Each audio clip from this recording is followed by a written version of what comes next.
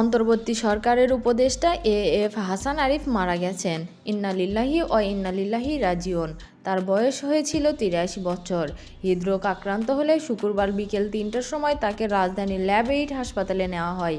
বিকেল ৩টা ৩৫ দিকে সেখানকার চিকিৎসকরা হাসান আরিফকে মৃত ঘোষণা করেন। ল্যাব ৮ হাসপাতালের জনসংযোগ কর্মকর্তা চৌধুরী মেহেরে খোদা উপদেষ্টা হাসান আরিফের মৃত্যুর খবরটি নিশ্চিত করেন। উপদেষ্টা হাসান আরিফ বেসামরিক বিমান পরিবহন ও পর্যটন মন্ত্রণালয়ের দায়িত্ব পালন করেছিলেন। মন্ত্রণালয়ের জনসংযোগ কর্মকর্তা মাহবুবুর রহমান জানান, উপদেষ্টা এএফ হাসান আরিফ শুক্রবার বিকেল ল্যাব ৮ হাসপাতালে ইন্তেকাল করেন। তার জানাজা ও দাফনের সময় পরবর্তীতে জানানো হবে। ৫ই আগস্ট শেখ হাসিনার নেতৃত্বাধীন আওয়ামী লীগ সরকারের পতন ঘটলে গত ৭ই আগস্ট ডক্টর মোহাম্মদ ইউনূসের নেতৃত্বে অন্তর্বর্তী সরকার গঠিত হয়।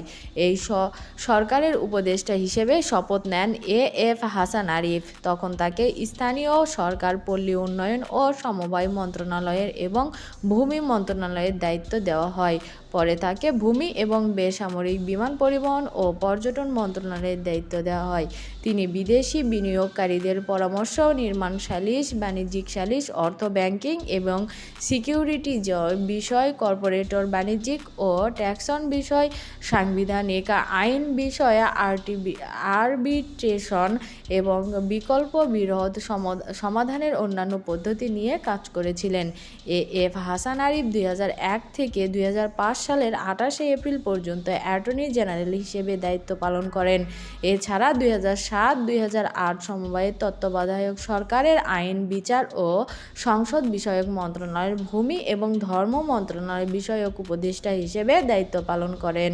হাসান আরিফের জন্ম ১৯৪১ সালের অবিভক্ত ভারতবর্ষের